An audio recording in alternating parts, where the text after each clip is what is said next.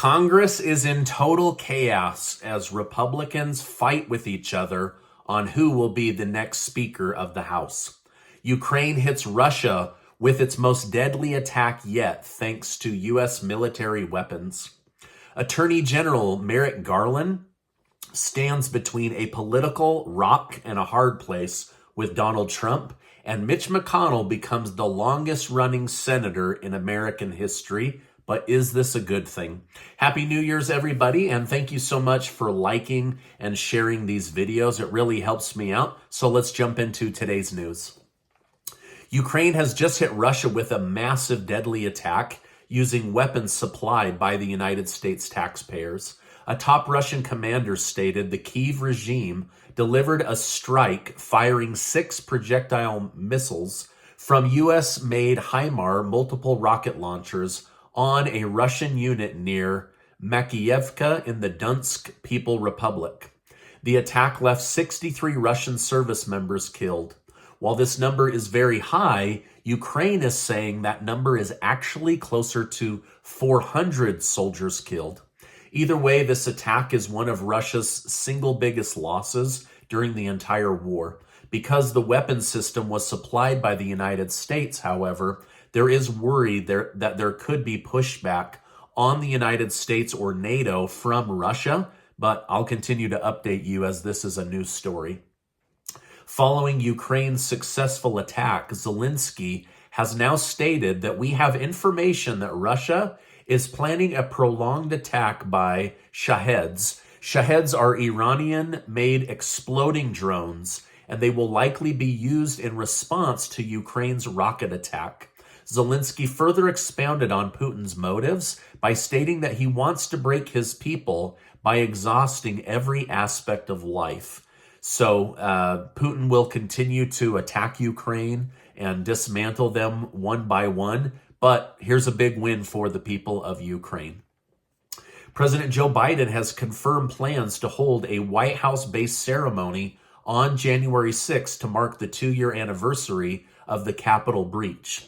Biden will be giving a speech, which in my opinion will likely condemn the attack, while at the same time honoring those that lost their lives. He will also likely use this as an opportunity to say he's uniting the country while denigrating MAGA Republicans and saying things about Donald Trump. He may even push for the Department of Justice to do something, whereas right now they've not made a move. As mentioned, so far the Department of Justice has brought no criminal charges against former President Donald Trump, but many believe it's just a matter of time before they do. I believe AG Merrick Garland is in a tough position. This would be the first time an American president will ever be charged with criminal activity, and it would also, at the same time, likely end his career as he would be forced to resign or be impeached by a House-led Republican Party. So we'll see what he ends up doing. There's also many experts that are saying he may just do nothing and allow Trump to sink or swim based on public opinion and information from the January 6th committee. Nancy Pelosi has written a final letter to her party before stepping down as Speaker of the House. The letter read, "One final thought that I wanted to leave with you is my belief that the House Democratic Caucus is the greatest collection of intellect, integrity, and imagination assembled for the good of the American people." So she left her party with very kind words.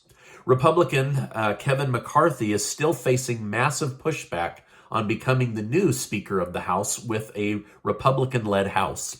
Today, the first round of votes was held in the House with new members on their first day. Kevin McCarthy failed to get the votes necessary to secure Speaker of the House. Now, this hasn't happened in over 100 years. He then lost the second vote for Speaker just hours later. Now, many Republicans are saying it's time for him to step down and put forward Jim Jordan before Democrats are allowed to become Speaker of the House with Republicans controlling the majority. So basically right now, Congress is in chaos and the Republican Party is dealing with so much infighting that they may end up cutting off their own nose just to spite their face, as they say. It was 19 Republicans that voted against Kevin McCarthy of California, which was higher than what was expected going into the vote. He thought he might lose by maybe 4 or 5 votes, but it was 19. Democrats, on the other hand, fell in line behind Pelosi's recommendation of Hakeem Jeffries. The vote will now go to a third round, with several members of the Freedom Caucus saying McCarthy has not earned the right to be Speaker of the House, so they will continue to vote against him. However, even though a speaker hasn't gone to a second or third round in over 100 years, historically this has happened 100 times, and the longest it took was 2 months before a speaker was voted into office. Now, Mitch McConnell has now surpassed the late Senator Mike Mansfield by breaking the record of being the longest-serving Senate leader. McConnell has spent over 16 years leading the Republican Senate and is expected to give a speech on the House floor later today. McConnell stated, "The greatest honor of my career is representing the Commonwealth of Kentucky in this chamber and fighting for my fellow Kentuckians. But the second greatest honor is the trust of my fellow Republican senators have placed in me to lead our diverse conference and help them achieve their goals." Now, he's the longest-running Republican senator leader in U.S. history, and I'm sure being in Washington, D.C. that long has only made him more honest. CNN's ratings show the news network has lost another 30% of viewers in 2022. It's been a rough 2 years for CNN. For the most trusted news network in news, people sure seem to not trust them. However, the highest ranking news network is Fox News. Now, I don't personally watch Fox News except for certain sports programs, but it seems a high percentage of the country does watch Fox News, according to new data out today. North Korean leader Kim Jong-un announced his goal in 2023 is to significantly increase his nuclear weapons arsenal. South Korea is now blaming the Biden administration for being weak and allowing North Korea to fire missiles at them, at Japan, and for not putting their foot down on nuclear weapons. Last night, Buffalo Bills player Damar Hamlin went into cardiac arrest as a blow to his chest during the game against the Cincinnati Bengals. This sparked nationwide outcry, which led to the game being postponed. Following the incident, Hamlin's charity fundraised over $3 million, despite only having a goal of $2,500. Hamlin's heartbeat was reportedly restored, but he's in critical condition and has to be on forced oxygen and an automated defibrillator. I'll continue to update you on this story. They're now saying it was a 1 in 200 million chance that this happened, or it could be something external that he did in the last few months that has affected his body and his heart. Disgraced former FTX CEO Sam Bankman-Fried has found people willing to sign off on his $250 million bond. Because of the high-risk nature of this case and how much money people are going to lose, the judge required that SBF find 2 people of considerable means to sign off on his bond. However, his lawyers have requested that their identities remain private for their safety. Now, how did SBF get this $250 million bond if he's supposedly broke? Well, for those that don't understand bonds, you only have to put up about 10% of the bond. And likely it had something to do with outside money and also his parents' mansion to secure that bond. But who do you think are the 2 high net worth individuals that are willing to defend Sam Bankman-Fried? Possibly one of the biggest scammers in world history. My best guess on one of them would be Shark Tank investor Kevin O'Leary, who had invested about $15 million. But let me know your thoughts down below.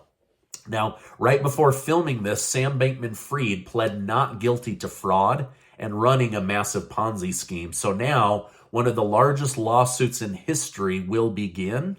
I guess, unlike Bernie Madoff, he doesn't want to go to jail. He actually wants to be a free man and try to defend himself. So we'll see where that ends up going.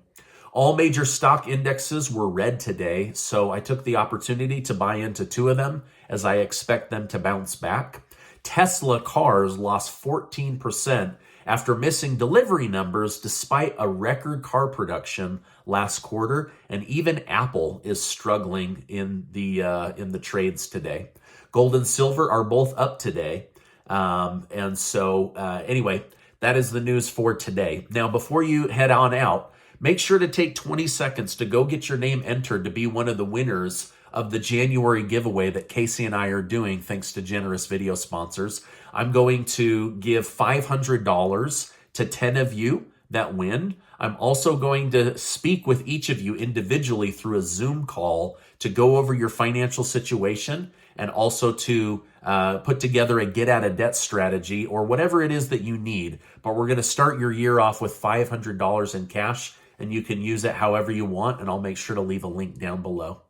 Now, before you go, I want to remind you that you are amazing. I really, really believe that, and I appreciate you stopping by today. Make sure to check out this super important video and get subscribed to the channel. Hey, thank you so much, and I'll see you on the next video.